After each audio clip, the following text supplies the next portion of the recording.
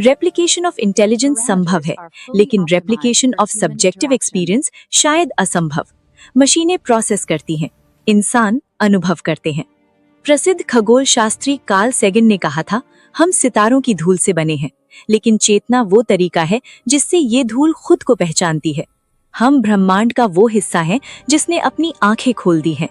अगर चेतना न होती तो ब्रह्मांड केवल पत्थरों और गैसों का एक मूक नाटक होता।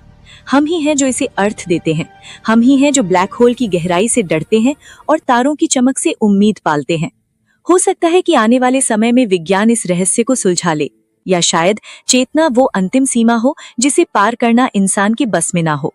लेकिन एक बात तय है, जब तक आप सोच रहे हैं, महसूस कर रहे हैं और सवाल पूछ रहे हैं, आप इस ब्रह्मांड के सबसे महान चमत्कार के साक्षी हैं। आप सिर्फ ब्रह्मांड में नहीं हैं, ये पूरा ब्रह्मांड आपकी चेतना में समाया हुआ है। इस विशाल ब्रह्मांड में जो अरबों प्रकाश वर्ष तक फैला है, सबसे रहस्यमयी वस्तु कोई दूर स्थित गैलेक्सी नहीं, बल्कि आपके भीतर मौजूद ये 1.25 किलो का जैव कंप्यूटर है।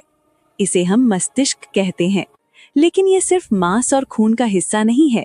ये एक ऐसा ब्रह्मांडीय रंगमंच है जहां चेतना अपना खेल दिखाती है। आइए आज हम उस गहराई में उतरते हैं जहां विज्ञान की सीमाएं खत्म होती हैं और विस्मय यानी वंडर की शुरुआत होती है। जरा सोचिए, आपकी यादें क्या हैं? वे सिर्फ डेटा नहीं है, यादें वो धागा हैं जो आपके कल को आपके आज से जोड़ती हैं। विज्ञान की भाषा में इसे साइनेप्टिक प्लास्टिसिटी कहते हैं। जब आप कुछ नया सीखते हैं या किसी पल को जीते हैं, तो आपके न्यूरॉन्स के बीच के संबंध भौतिक रूप से बदल जाते हैं। लेकिन याददाश्त सिर्फ रिकॉर्डिंग नहीं है, ये एक पुनर्निर्माण यानी रिकंस्ट्रक्शन है। जब आप बचपन की किसी मिठाई का स्वाद याद करते हैं, तो आपका दिमाग केवल जानकारी नहीं निकालता, बल्कि वो उस पल को दोबारा जीता है। आपकी यादें ही आपका अस्तित्व बनाती हैं।